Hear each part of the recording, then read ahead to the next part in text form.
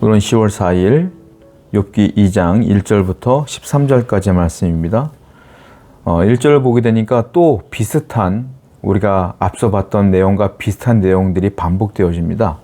1절 보니까 또 하나님의 아들들이 하나님 앞에 와 있어요. 하나님의 아들들은 천군 천사라고 말씀드렸죠. 하나님 아들들이 왔고 그 앞에 섰고 사탄도 그 가운데 서 있어요. 그리고 하나님께서 사탄에게 또 묻습니다. 2절을 보니까 네가 어디서 왔느냐? 그러니까 사탄이 또 대답을 하죠. 여호와께 대답하여 이르시되 땅을 두루 돌아다녀다 여기저기 다녀왔나이다. 이렇게 표현하고 있어요. 그러니까 사탄은 가만히 있질 않아요. 가만히 있질 않고 이 땅 여기저기 두루 돌아다니는 거예요. 그리고 하나님께서 오라고 하시면 그때 오는 거예요. 자, 사탄이 왜 돌아다닐까요? 사탄이 뭐 관광 다닌 걸까요? 절대 그렇지 않습니다. 사탄은요, 왜 다니냐면 쓰러뜨릴 자, 넘어뜨릴 자, 죄짓게 할 자, 무너뜨릴 자를 찾아 두루 돌아다니는 거예요. 베드로가 뭐라 그랬죠? 사탄은 우는 사자와 같이 삼킬 자를 찾아다닌다 그랬죠? 계속 삼킬 자를 찾는 거예요. 이 땅을 두루 돌아다니는 것이다 라는 거죠. 여러분 기억하셔야 돼요. 사탄은 지금도 저한테 또한 여러분한테 계속 시험을 주며 유혹을 하며 이간질을 하며 분노를 주며 절망감을 주며 하나님을 원망하게 하려고 하는 사인들을 계속 주는 거예요. 지금도 계속 두루 돌아다니고 있어요. 그래서 우리는 항상 뭘 해야 될까요? 깨어 있어야 된다. 어떻게 깨어 있을까요? 하나님 말씀을 계속 내 속으로 집어넣어야 돼. 계속 양식을 먹어야 돼. 그리고 하나님과 늘 대화를 하면서 물어야 돼. 그게 뭐예요? 기도예요. 묵상과 기도로 개인 예배를 계속 드려야 돼. 하나님을 찬송하며 기도하며 말씀을 읽으며 들으며 하나님께 열심히 나아가야 돼요. 안 그러면 깨어있지 않으면 결국 우리도 삼켜질 수밖에 없다라는 것이죠. 또 3절을 보게 되니까 하나님께서 또 욥을 칭찬하시는데 뭐라고 말합니까? 네가 내 종 욥을 보았느냐? 예, 봤습니다. 그가 온전하고 정직하고 나 여호와를 경외하며 악에서 떠난 자가 세상에 없지. 이런 자가 없잖아. 라고 하나님께서 사탄에게 얘기를 하죠. 그랬더니 하나님께서 또 뭐라고 말하냐면 사탄 네가 나를 충동하여 까닭 없이 그를 치게 하였어도 그가 여전히 자기의 온전함을 굳게 지켰느니라. 소용없었지 이 말이에요. 네가 재물들을 다 없이 해도 자녀들을 다 죽여도 그가 끄떡이다 하디 나를 신뢰하는 것이 변함이 없었잖아 라고 하나님께서 아주 기쁜 마음으로 사탄에게 얘기를 하는 거예요. 여러분 기억해야 될 게 있는데 사탄은 우리를 삼키려고 애를 쓰고 넘어뜨리려고 애를 써요. 여러분들을 정죄합니다. 잠깐 넘어질 수는 있어요. 근데 뭐라고 했어요? 의인은 7번 넘어져도 일어나느니라 잠언서에 써 있지 않습니까? 우리는 7번 넘어져도 일어나는 존재야. 왜 그럴까요? 우리는 우리 자신이 의로운 존재가 아니라 내 안에 의로움이 되시는 분이 계셔. 그분이 누구예요? 예수 그리스도. 그분 때문에 내가 의로운 거예요.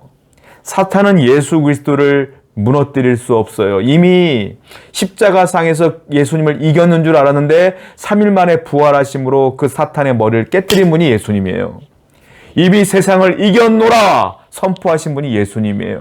그 예수님의 의로움이 우리 안에 덧입혀진 것이기 때문에 사탄은 여러분들을 넘어뜨려도 결국은 여러분들을 이길 수는 없어요. 왜? 예수님 때문에. 그러므로 우리는 내가 넘어지고 내가 실패해도 내가 죄 가운데 허우적거려서는 안 돼요. 나 자신을 정죄해서는 안 돼. 아니 왜 정죄해요? 회개하면 되는데 회개하고 안 하면 되잖아요.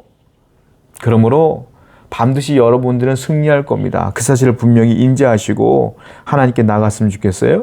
그때 사탄이 변명을 하는 거예요. 4절부터 5절 보니까 사탄이 여호와께 대답하여 이르되 가죽으로 가죽을 바꾸오니 사람이 그의 모든 소유물로 자기 생명을 바꾸올지라. 5절 이제 주의 손을 펴서 그의 뼈와 살을 찢어서 그리하면 틀림없이 주를 향하여 욕하지 않겠나이까. 무슨 말이냐면 이 욥의 신앙을 비난합니다. 아니 내가요 그 아들도 죽였어요. 내가요 바람 불게 함으로 딸들 다 죽였단 말이에요. 내가요 종들 다 죽였어요. 내가 가축 다 죽였어요. 내가 그의 물질 다 없앴어요. 그런데도 그가 하나님을 신뢰한다고 합니다. 라고 말하는 거예요. 그럼 뭐라고 말하냐면 가죽으로 가죽을 바꾸오니 무슨 말이에요? 가죽은 앞에 가죽은 욥의 생명을 말하는 거예요.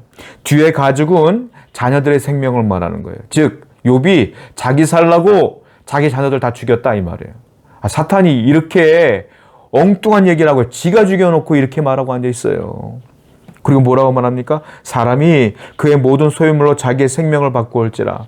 그의 모든 재물 있잖아요. 그 재물 나한테 넘겨주고 지가 생명 취한 거예요. 하나님이 욥 죽이지 말라고 그랬잖아요. 그래서 산 거예요. 아주 이기적인 녀석입니다. 라고 하나님의 평가는 정반대 평가라고 있어요. 여러분 우리가 신앙생활하고 믿음 생활할 때 보면 이와 같이 정반대의 평가에 부딪힐 때가 있어요. 어떤 일은 참 저분 믿음 좋아. 아 정말 훌륭한 분이야 라고 말하지만 어떤 분들은 여러분들의 믿음을 비난해요. 사탄처럼. 여러분 그때마다 실망해서는 안 됩니다. 믿음을 갖고 이겨내셔야 돼요. 우리가 신앙생활할 때 보면 여러 가지 비난과 불명예에 빠지기도 해요. 그러나 그 슬픔을 잘 참아내고 잘 이겨내시기 바랍니다. 반드시 하나님께서 여러분들을 승리케 해 주실 거예요. 그 믿음을 저버려서는 안 된다라는 거죠. 자, 6절부터 10절 말씀 보니까 하나님께서 사탄이 하도 이상한 얘기를 하니까 이번에는 더 강력하게 얘기를 하셔요. 자, 그러면 내가 저번에는 욥의 몸에는 손대지 말라고 그랬지. 네가 그렇게 얘기할 정도면 그래. 욥을 한번 건드려 봐라. 이 말이에요. 대신에 욥의 목숨은 빼앗지 마. 죽이지 말고 네 마음대로 해봐. 그래서야 이제 욥에게 질병들이 생기는 거예요. 마귀가 그 얘기를 듣고 욥을 시험하기 시작하는데요. 자, 볼까요? 6절에 다만 그의 생명은 해하지 말아라. 그리고 7절에 사탄이 그 얘기를 딱 듣고 뭐합니까? 욥의 발바닥에서부터 정수리까지 종기 나게 했어요. 종기. 발바닥부터 정수리까지 종기가 나기 시작해. 여러분 종기가 우리가 알고 있는 집에서 조금 나는 뭐 다래끼 같은 그런 종기가 아니에요. 이거는 엄청나게 고름이 철철 나는 종기들이 발바닥에서부터 머리끝까지 전 온몸이 다 난 거야. 그때 어떻게 돼요? 욥이 너무 간지럽기도 하고 아프기도 하니까 어떻게 해요? 8절에 욥이 재 가운데 앉아서 질그릇 조각으로 가져다가 몸을 긁었다. 손으로 긁어서는 안 되니까 그릇 조각 가지고 긁었다고 써있지 않습니까? 그랬더니 9절에 보니까 그 옆에 보고 있던 와이프가, 아내가 당신이 믿는 하나님 때문에 재물 다 날라갔어. 자녀 다 죽었어. 거기다 당신 질병까지 걸렸네. 그러면서 9절에 뭐라고 했어요?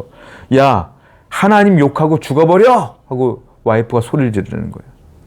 그랬더니 10절에 욥이 뭐라고 말합니까? 그가 이르되 그대의 말이 한 어리석은 여자의 말 같도다. 우리가 하나님께 복을 받았은즉 화도 받지 아니하겠느냐 하고 이 모든 일에 욥이 입술로 범죄하지 아니하느니라 라고 했어요. 하나님이 복을 줬으면 화도 하나님이 줄 수 있지. 그거 가지고 이렇게 하나님 욕하면 되겠니? 라고 오히려 훈계하고 있어요.